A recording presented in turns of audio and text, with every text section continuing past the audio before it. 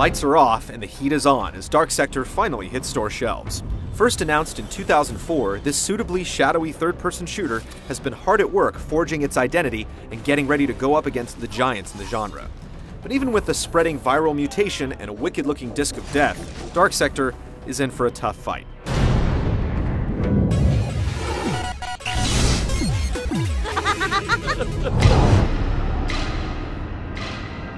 CIA agent Hayden Tenno has been sent into the heart of Eastern Euro hellhole Lasria, where there's a rogue agent to be eliminated and a deadly bioplague turning the populace into mutated freak beasts. After putting a bullet in his target, things take a turn for the worse as he's infected with the same bug that's destabilized the country.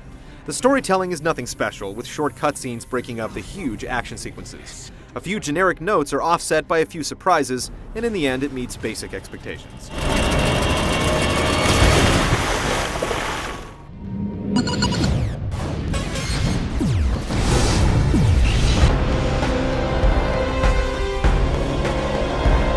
Dark Sector has enough of an identity to be considered an original title, but there's no denying there are a few clear influences. The gunplay, crate busting, and black market merchant all scream Resident Evil 4, while the heavy feel to character movement and cover system feels very Gears of War. You do have a bladed boomerang, the glaive, that grows out of your hand. You can even steer it in slow motion into body parts of enemies using the 6-axis controls on the PlayStation 3. Kinda like the arrows in Heavenly Sword. You'll find numerous ways to off the opposition. The game is focused on the single-player experience broken up into 10 chapters. You shoot and glaive your way through heavy opposition, sometimes taking a break to beat up on your environment using the glaive's ability to absorb fire, ice, and electricity. Larger enemies like plus-size mutants and soldiers in mechanized suits fill the boss and mini-boss roles with varying degrees of success.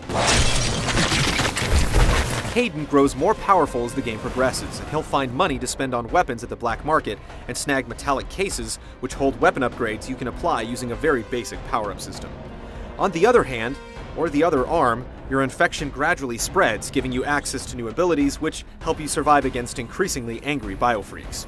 One of the first is the Power Throw, which, with the proper timing, makes your glaive both deadlier and more satisfying to use. Dark Sector also features a multiplayer component that pits man against a mutant. With limited map selection and only 2 modes, it's clear that multiplayer isn't the primary focus. It doesn't quite have the depth or balance to give it long-term legs, but it's good enough to help bolster the 10-hour single-player experience. The first mode puts everyone up against one superpowered mutant player. Take out the threat, and the powers are yours when the hunt is on again next round. Unfortunately, too many players can easily wreck the fun. The other mode is better, pitting 2 evenly matched squads against each other, with 1 randomly selected super mutant VIP per side and more than 1 guy for you to kill. Neither mode will become an unhealthy addiction, but they're a decent bonus to a game of average length and value.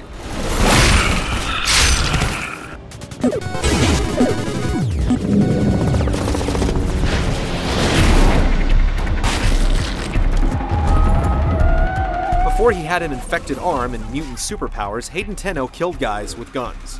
Now he has a bladed weapon growing out of his hand, so he uses that too. Dark Sector is a level-by-level gauntlet of enemies and doors leading to more enemies.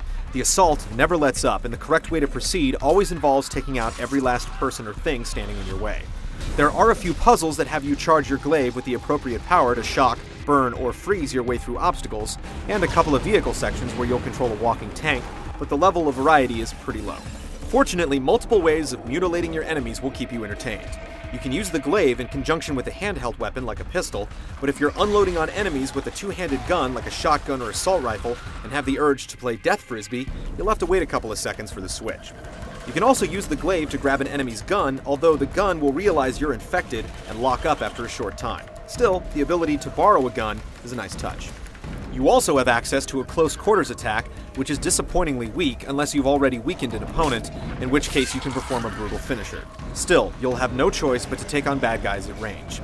You'll often find yourself just far enough away that your glaive won't reach, and since you rarely get a chance to swap out your weapons, you can carry one handheld and one bigger weapon at any time, you can find yourself with limited options. Getting close becomes a viable option later in the game when you have access to a bubble shield and several seconds of Inviso power for stealthy movement, which lets you move to a new position and allows for burly surprise kills. One of your last mutations lets you charge your glaive with energy and then blow it up for an area attack.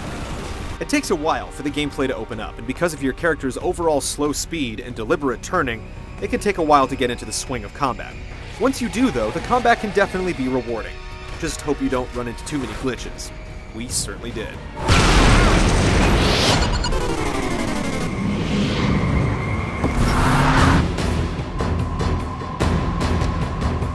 Most of the time, Dark Sector looks good and sounds great. The environmental effects and character models are impressive, and while the dark and gritty environments aren't completely original, they do look very, very good. The sound design on the game is also good, with solid sound effects for headshots that make the combat feel visceral and maybe a little sickening. The dialogue isn't quite on the level of the actor delivering it, Smallville's Michael Rosenbaum, but it does a good job. I've been infected. The shot you gave me, it's not working! Unfortunately, a few technical hitches make a noticeable impact. Enemies can get stuck in place or clip through walls, objects will occasionally hang in the air, and every once in a while it can be painfully obvious that things aren't going according to plan. Dark Sector goes for gore and glory, but does better spattering blood than it does applying polish. Despite a number of original elements and a fairly solid gameplay core, the game isn't able to add substantially to the formula and mechanics it's borrowed from other games in the genre. You could call Dark Sector just another shooter with a few annoying technical issues, and though it doesn't qualify as a must-play, you'll be rewarded for shining some light into its dark world.